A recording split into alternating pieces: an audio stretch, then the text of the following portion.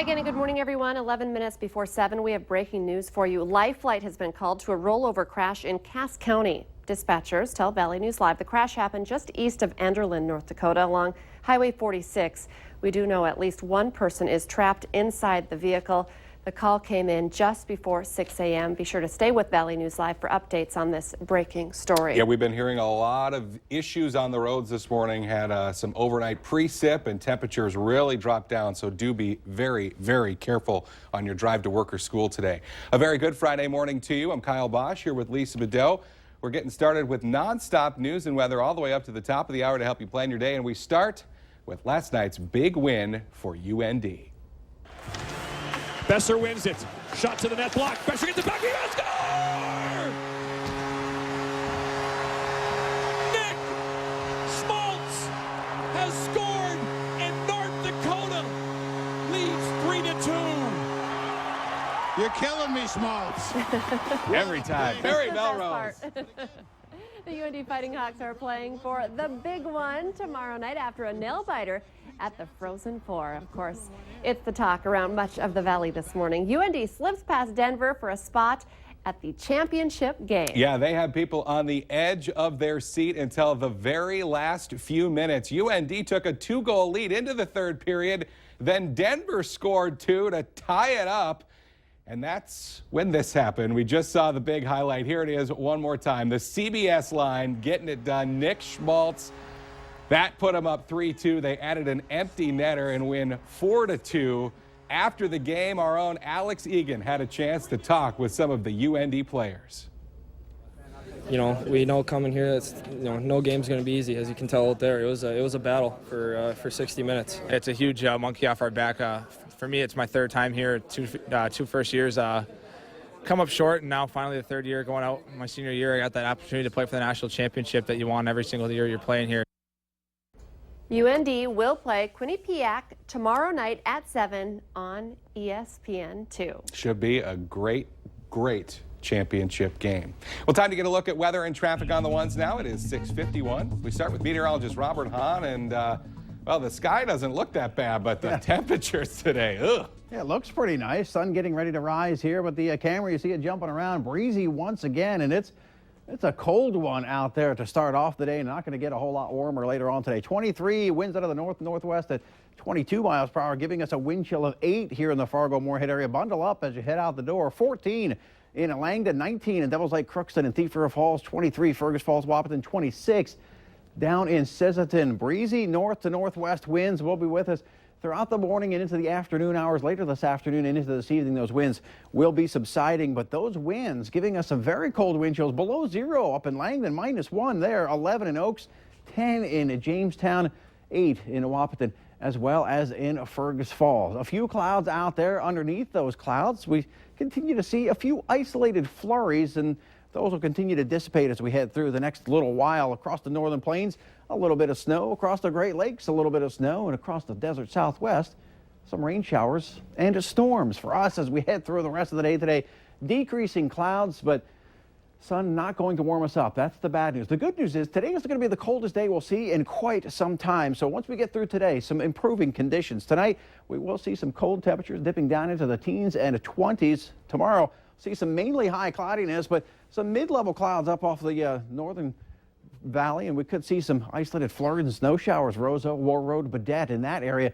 The rest of us, some southerly winds going to warm us up nicely into the 40s and 50s. As we head through today, again, the coldest day we'll see in quite some time. Some low 30s tomorrow, some mid-40s, upper 40s Sunday. A brief cool down Monday, but warming up nicely as we head through next week. That's a look at your weather. Once again, let's get another look at your traffic with Al Ahmed. Good morning, Al. Good morning, Robert. I am eastbound on Interstate 94 this morning, and once again, traffic is really picked up, really quite busy out here on I-94. I-29 as well. We have a reminder for you. We have that stalled car northbound Interstate 29, just north of 13th Avenue. Looks like a silver Bonneville, something like that. No light snow flashers. Make sure you're looking out for that. Also, make sure you're looking out for some icy areas. We've had that snow that we got overnight. Has created some slippery conditions here and there. Hearing a lot of stuff what's going on the Minnesota side, so make sure you're driving extra carefully this morning. And believe me, there are slippery areas in and around the FM metro area as well, particularly on the bridges and ramps. be extra careful today. Willamette Valley today, traffic. 6 minutes ahead of 7 a.m. now, and we have some new information for you this morning on a house fire near Barnesville that we first told you about yesterday on the Valley Today. The family living at that home says the alarm system that was supposed to protect them didn't even work. The Phillips family says when they noticed their home was filling with smoke, they went to their newly installed Vivint fire panel to call for help, but found that it was not working. The family says they never even heard from the alarm company until 12 hours after the fire. Company officials say they are looking into the incident. Moorhead police are investigating a Facebook threat that has some people on edge. Here's what was posted Wednesday. Shoot up schools and daycares, not crystal meth. When people started commenting on the post, the individual who posted it said that he was being completely serious. Moorhead police, however, told us they don't believe there is any credibility to this post.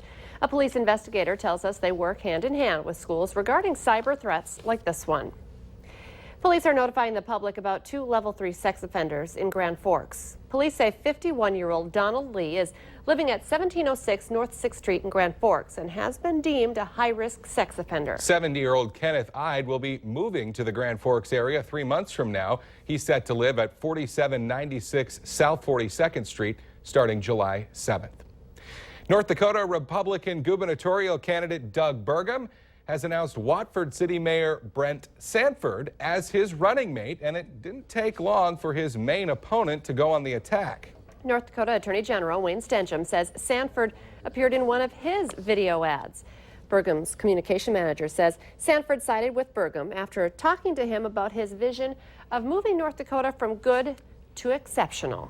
FBI background checks for gun purchases have surged. Background checks totaled just over $7 million during the first quarter of 2016. Analysts say that there's been a spike in gun sales following the San Bernardino and Paris terror attacks. Federally licensed gun dealers are required to run a background check whenever someone tries to buy a handgun.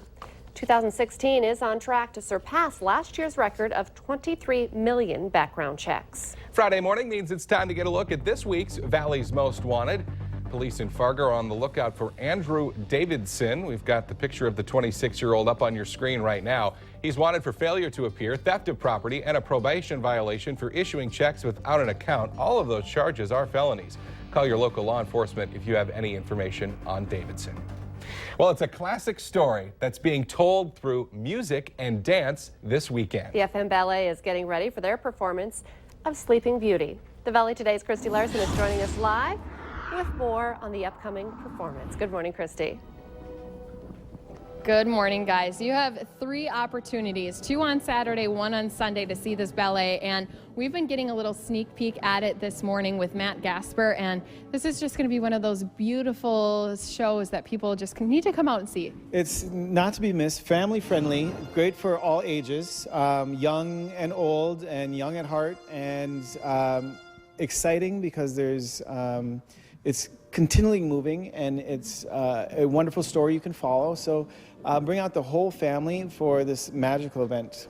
And you said that it's a production of about 50 people. You guys have been putting in a lot of hours of practice. It's going to be at the historical Fargo Theater, and you guys still have a lot of tickets that can be sold. Yes, there'll be tickets at the door. There's great seats still available. You can also get tickets at 22tix.com/FM Ballet.